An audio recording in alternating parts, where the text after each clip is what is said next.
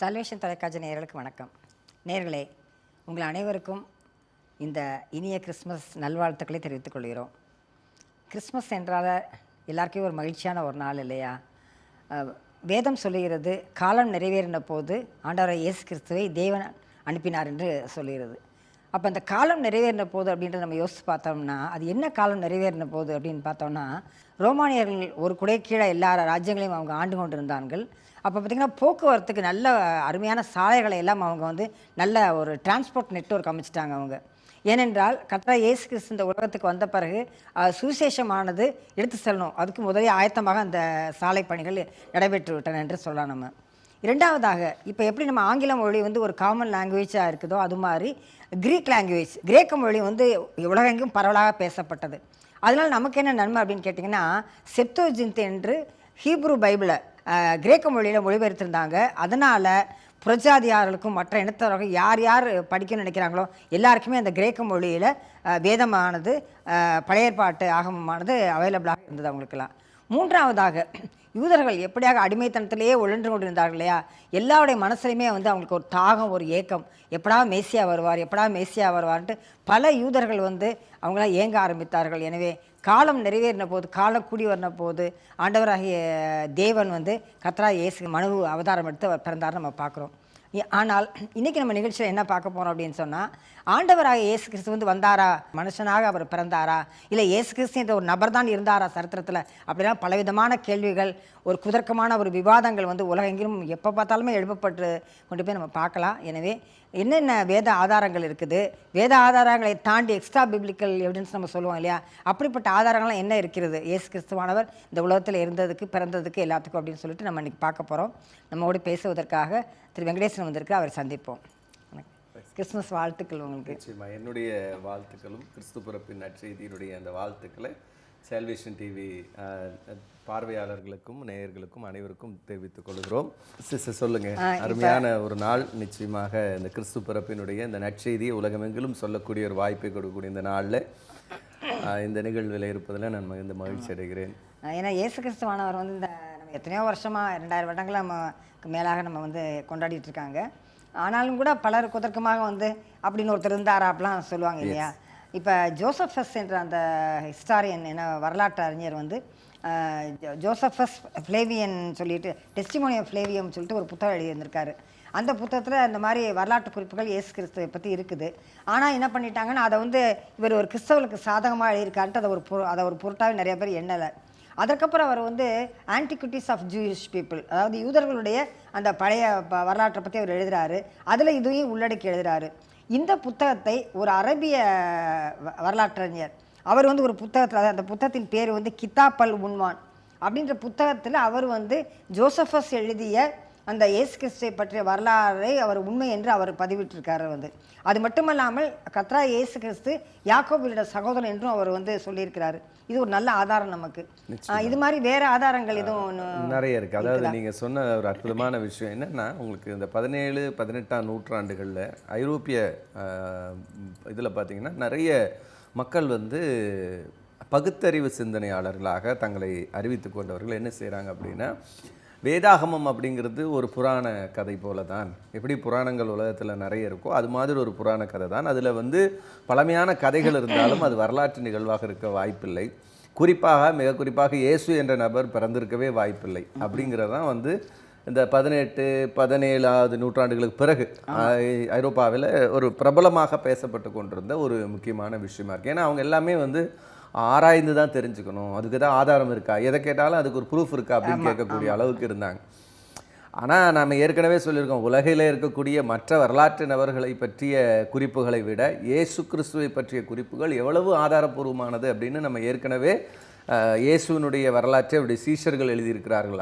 அவருடைய எதிரிகள் வாழ்ந்த காலத்திலேயே அவருடைய சீஷர்கள் மூலமாக எழுதப்பட்டு மிக குறுகிய காலத்து மேனுஸ்கிரிப்ட், அதாவது வெறும் 150, 200 ஆண்டுகளுக்குள்ளாகவே, இயேசு கிறிஸ்துடைய சீஷர்களுடைய காலத்துக்கு பிறகு ஒரு 100லிருந்து 200 ஆண்டுகளுக்குள்ளாகவே அந்த எழுத்துக்கள் எல்லாம் இன்றைக்கும் நம்ம இடத்துல கிடைக்கப்பட்டிருக்கிறது அப்படிங்கிறது ரொம்ப முக்கியம். ஆனால் என்ன இதுனா, அவைகள் எல்லாம் இந்த நூற்றாண்டுகளிலே கிடைத்தது. அதான் ரொம்ப முக்கியம். இந்த 19க்கு அப்புறம் 20, 21ஆம் நூற்றாண்டுகளில் தான் இந்த ஆதாரங்கள் எல்லாம் நமக்கு கிடைத்திருக்கிறது. அவைகள் தொல்லியல் ஆதாரங்களும் சரி, இது போன்ற மேனுஸ்கிரிப்ட்ஸ், அதாவது மூல பிரதிகள் ஆதாரங்களும் எல்லாமே இந்த 2 நூற்றாண்டுகளே நம்மகிட்ட கிடைச்சதுனால அந்த வாதங்கள் பிரபலப்படுத்தப்பட்டது போல இதை நாம் என்ன செய்யலை அப்படின்னா நாம் அதே அளவுக்கு கொண்டு போய் சேர்க்கலை அப்படிங்கிறது தான் ரொம்ப உண்மை. ஏன்னா யாரெல்லாம் அந்த ஐரோப்பிய அறிஞர்கள் அந்த வாதங்களை வைத்தபோது கிறிஸ்து என்கிற மனிதரே இல்லை அப்படின்னும் போது அதை பரப்பினவர்கள் எப்படி கிறிஸ்துவனுடைய எதிரிகள் அல்லது கிறிஸ்தவத்துக்கு எதிராக இருக்கக்கூடிய மக்கள் எப்படி அதை கொண்டு போய் சேர்த்தார்களோ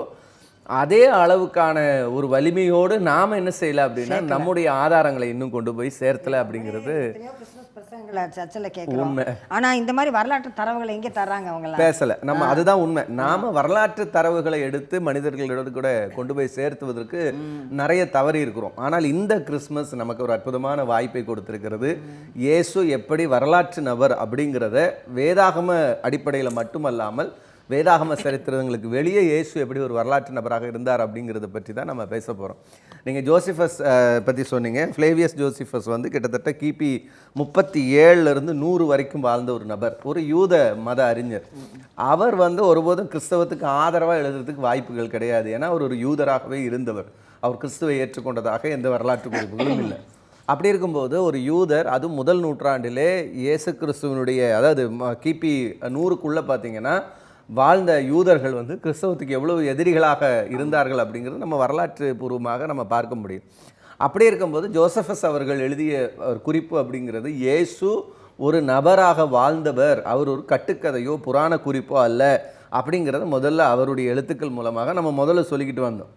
ஆனால் இன்றைக்கு இருக்கக்கூடிய ஆதாரங்கள் அப்படிங்கிறது அதோடு நிறுத்தலை. ஏன்னா இன்றைக்கி வந்து பார்த்திங்கன்னா கொர்னேலியஸ் டாசிட்டஸ், நம்ம ஏற்கனவே இந்த விஷயங்களை குறிச்செல்லாம் நிறைய பேசியிருக்கோம். இந்த டாசிட்டஸோடைய என்னென்ன. ஆனால் நான் குறிப்பாக அடிக்கோடிட்டு இந்த கிறிஸ்மஸ் நாளை முன்னிட்டு இயேசு எப்படிப்பட்ட ஒரு வரலாற்று நபர் என்பதை வரலாற்று ஆசிரியர்கள், அதெல்லாம் உலகம் போற்றக்கூடிய வரலாற்று ஆசிரியர்கள் எப்படி இயேசுவை குறித்து சொல்லியிருக்கிறார்கள் அப்படிங்கிறத மட்டும் நம்ம குறிப்பிட விரும்புகிறோம். கிபி 56 120 வரைக்கும் வாழ்ந்தவர் இந்த டாசிட்டஸ். இவர் வந்து முதல் நூற்றாண்டு ரோமானிய பண்டைய வரலாற்று ஆசிரியர்களும் மிக குறிப்பிடத்தக்கவர் இந்த டாசிட்டஸ். இவருடைய எழுத்துக்கள் பார்த்தீங்கன்னா திபேரியனுடைய ஆட்சி காலத்தில், திபேரியஸுடைய ஆட்சி காலத்தில் யூதேயாவிலே பொந்திய பிலாத்துனுடைய காலத்தில் இயேசு வாழ்ந்தார் என்பதை இவருடைய குறிப்பில் தெளிவாக எழுதியிருக்கிறார் இவருடைய புத்தகத்தில். இது ரொம்ப முக்கியமானது. பொந்திய பிலாத்தை பற்றி எழுதுறாரு.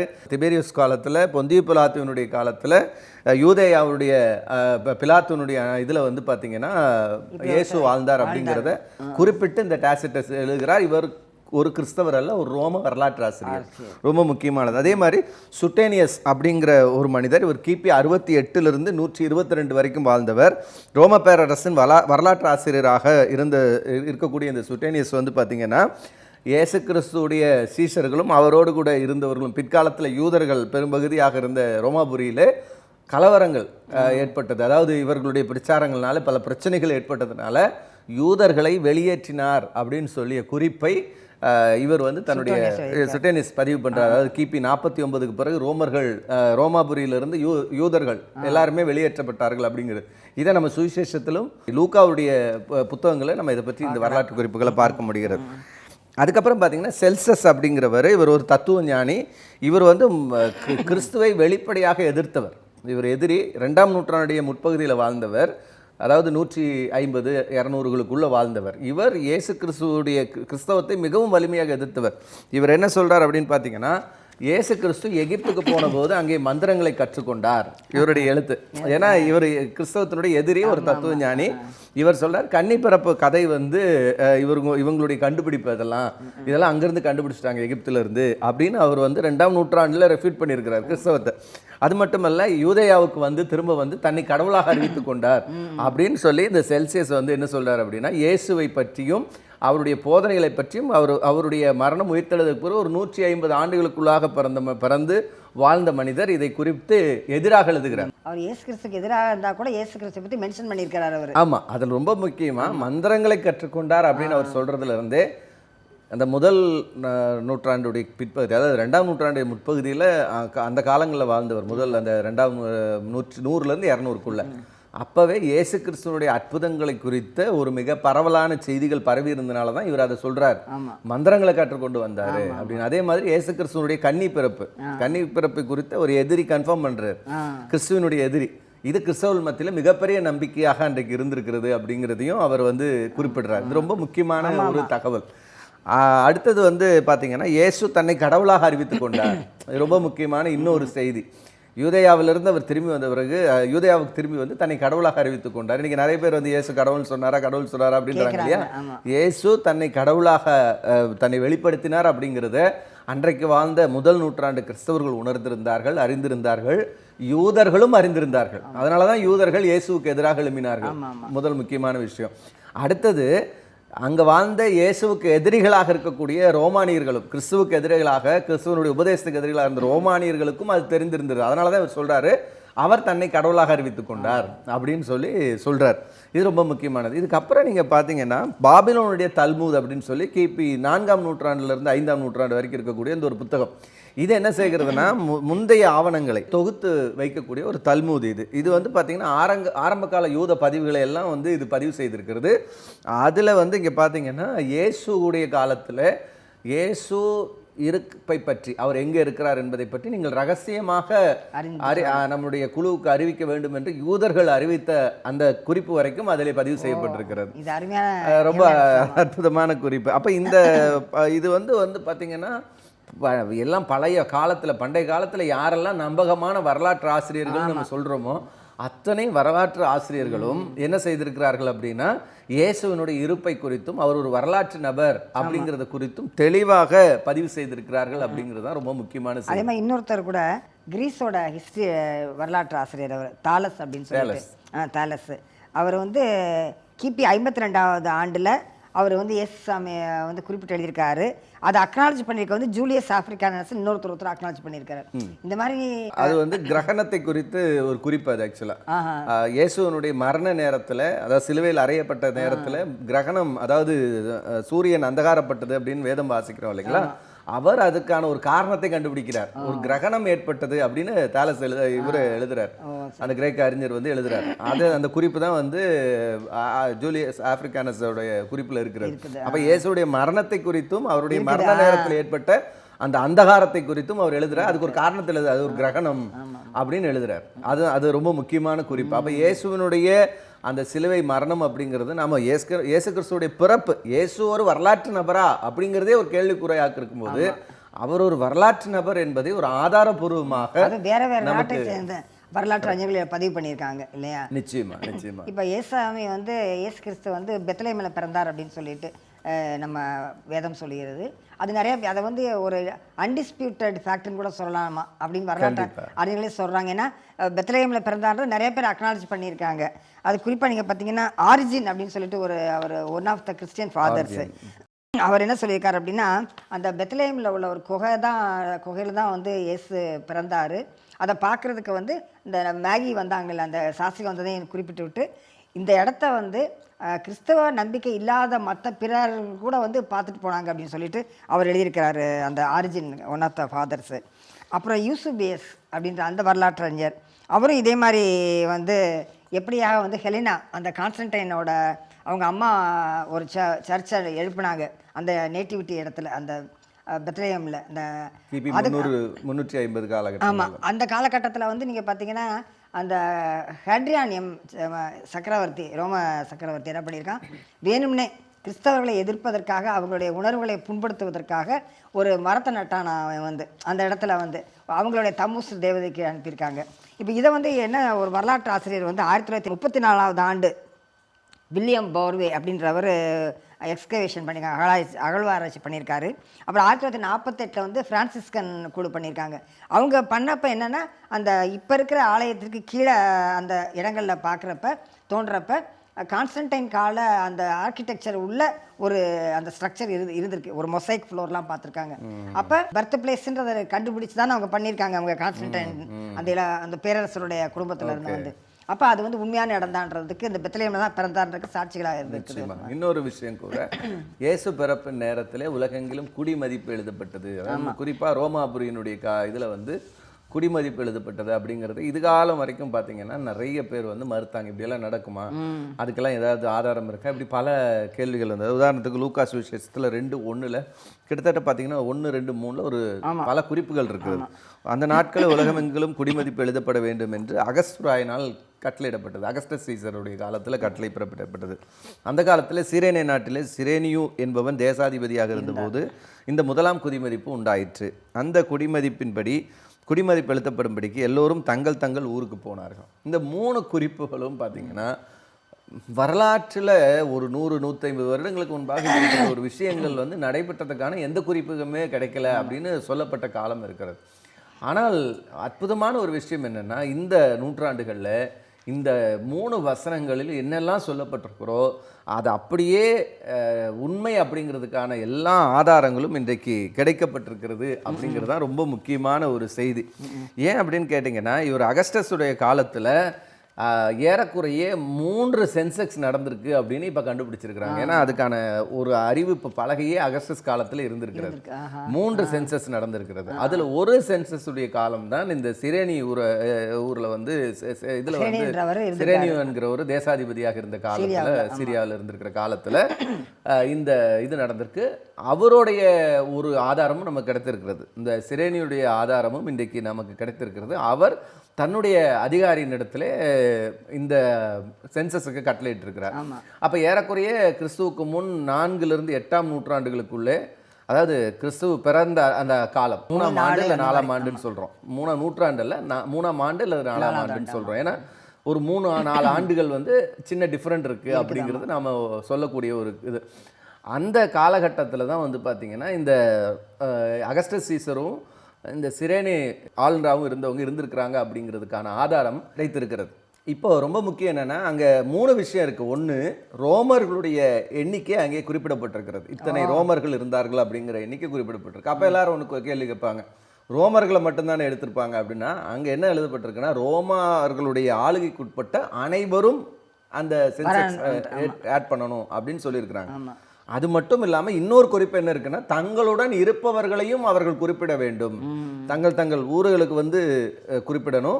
2வது, தங்களுடன் இருப்பவர்களையும் கூட்டிக் கொண்டு வந்து அவர்கள் அந்த சென்செக்ஸில் ஆட் பண்ணணும்னு சொல்லியிருக்காரு. இது வேதாகம வசனங்களுக்கு எவ்வளவு ஒத்து போகுதுன்னு பாருங்க. அதாவது முதலாவது, யோசேப்பு நாசரேத்திலிருந்து பெத்லெஹேமுக்கு வருகிறார். முதல் விஷயம், தன்னோடு கூட தனக்கு நியமிக்கப்பட்ட மனைவியாகிய மரியாளையும் அழைத்து வருகிறார். அப்போ என்ன அப்படின்னா, 2 விஷயம். ஒன்று, தன்னுடைய பெயரை பதிவு செய்யணும். இவர் ரோமர் அல்ல, யூதர்.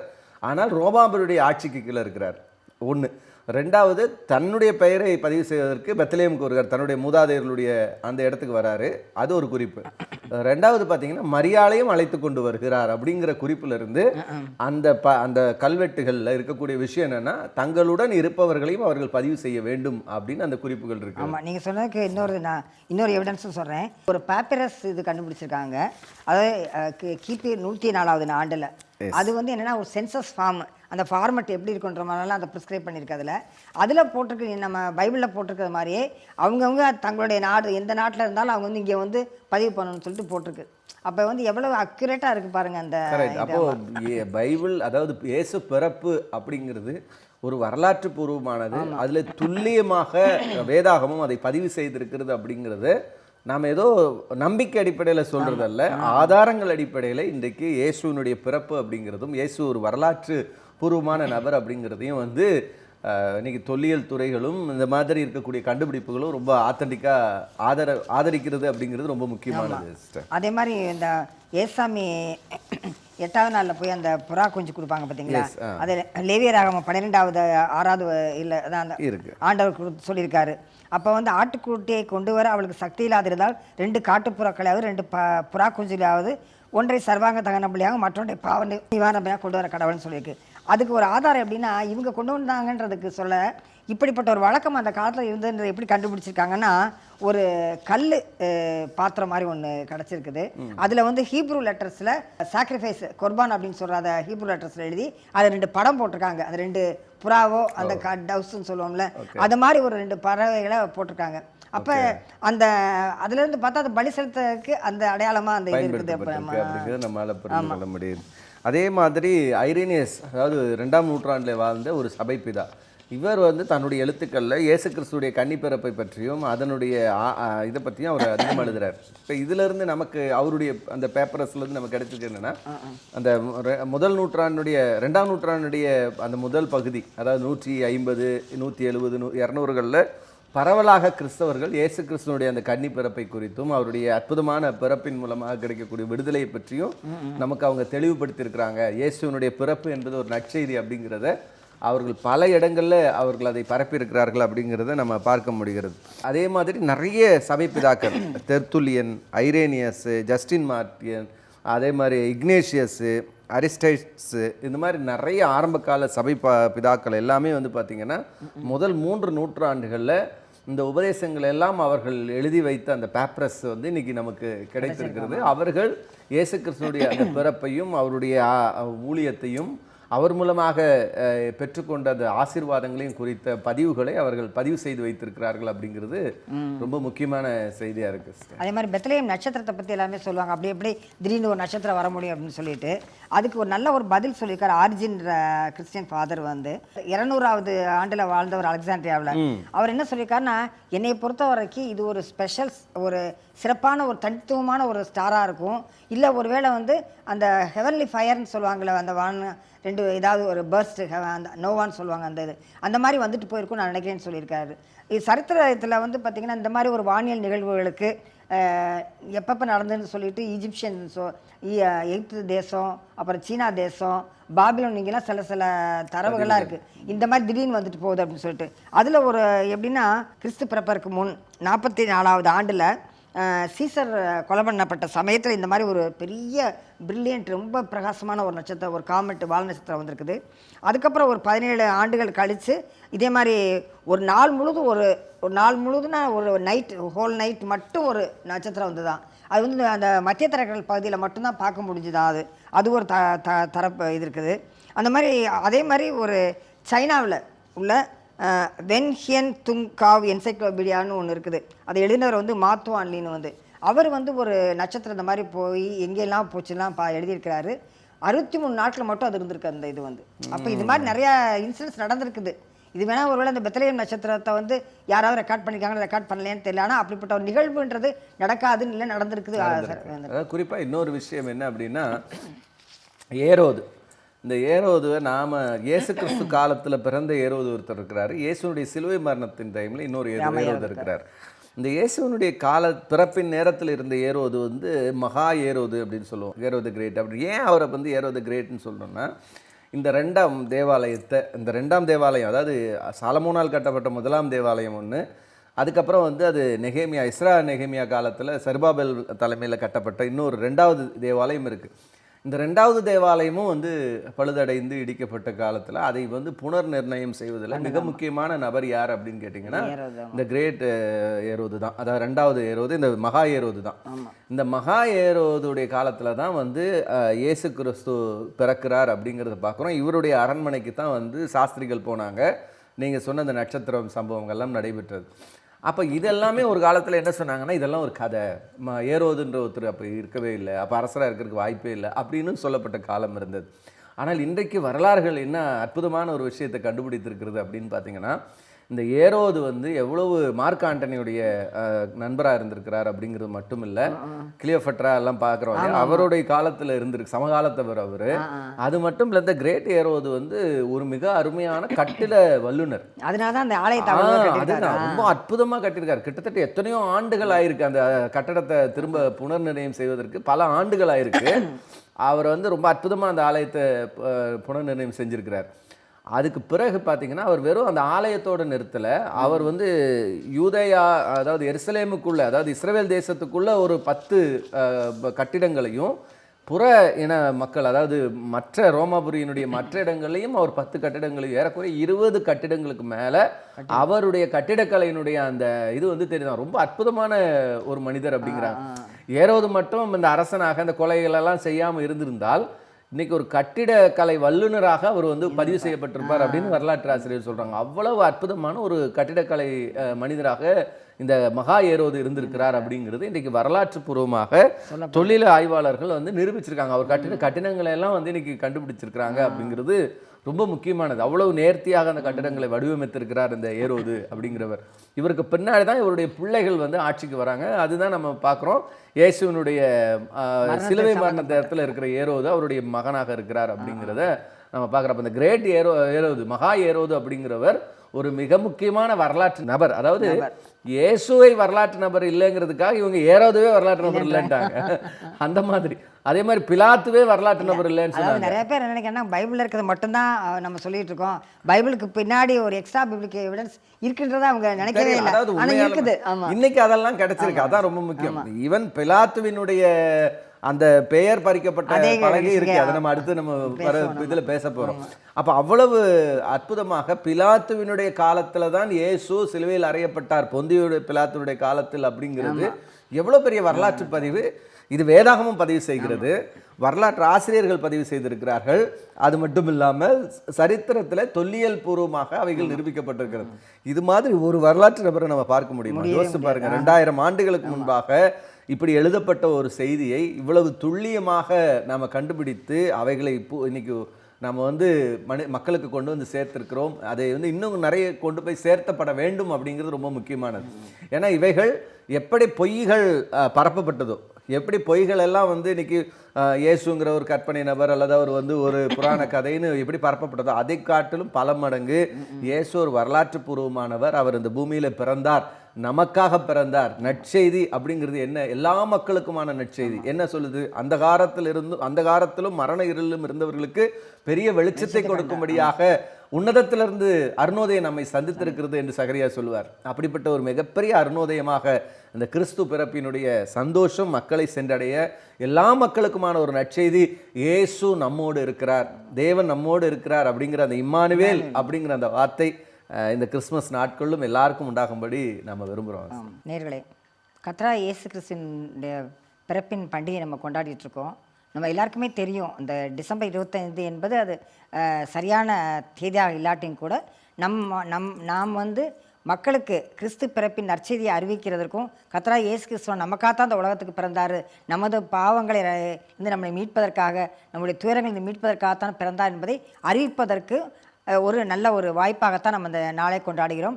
நாமும் வந்து ஆண்டவரோட இயேசு கிறிஸ்துடைய பிறப்பை வந்து நினைக்கிறோம். இன்னைக்கு ஒரு பெரிய அறிஞர், அதாவது வால்டர் ரஸ்ஸல் அப்படின்றவர் என்ன சொல்லியிருக்காரு அப்படின்னா, கர்த்தராகிய இயேசு கிறிஸ்து பெத்லகேமில் பிறந்ததிலிருந்து அவர் வாழ்க்கையில் இருந்த எல்லா நடவடிக்கைகளையுமே என்ன சொல்லுது அப்படின்னா, தேவன் ஒருவர் இருக்கிறார், அவருடைய திருக்குமாரன் கர்த்தராகிய இயேசு கிறிஸ்து என்று சொல்வது மட்டுமல்லாமல் தேவனும் கர்த்தர் நம்ம அருகையிலே இருக்கிறாரு, பக்கத்திலே இருக்கிறார் என்பதை தான் நமக்கு உணர்த்துகின்றன அப்படின்னு நம்ம சொல்லியிருப்பார். இப்போ நம்ம நிகழ்ச்சியில் பார்த்தோம் எப்படியாக இயேசு கிறிஸ்துவானவர் ஒரு வரலாற்று நபர், வரலாற்று காலத்தில் வந்து அவர் வந்து பிறந்ததற்கு எல்லா விதமான அத்தாட்சிகளும் இருக்கின்றன நம்ம பார்த்தோம் இல்லையா? அப்படிப்பட்ட கர்த்தரை தான் நம்ம வந்து என்ன பண்ணுறோம், நாம் வந்து மனசில் வந்து நம்ம ஏற்றுக்கிறோம் இல்லையா? எனவே நம்ம எதற்கும் பயப்படவோ வந்து கலங்கவோ தேவையே இல்லை. ஒரு அருணோதயம் போல ஒரு பெரிய நித்திய வெளிச்சமாக நம்ம வாழ்க்கையை வந்து அவர் பிரகாசிப்பதற்கு வல்லவராக இருக்கிறார். எனவே இன்றைக்கி நல்ல நாளில், இன்றைக்கி நம்ம மகிழ்ச்சியோடு இருக்கிற நாளில் எல்லாவித துக்கங்கள் துயரங்களையும் சும்மா இன்றைக்கி மட்டும் நம்ம வந்து எடுத்து போடாமல், இம்மானுவேல் தேவன் நம்மோடு இருக்கிறார் என்ற அதை அந்த வாக்கை நம்பி இந்த கிறிஸ்மஸ் நாளில் மட்டுமல்லாமல் வருடம் முழுவதும் வந்து அவர் நம்மோடு இருக்கிறார் என்பதை நான் நம்புவோமாக. நன்றி, வணக்கம்.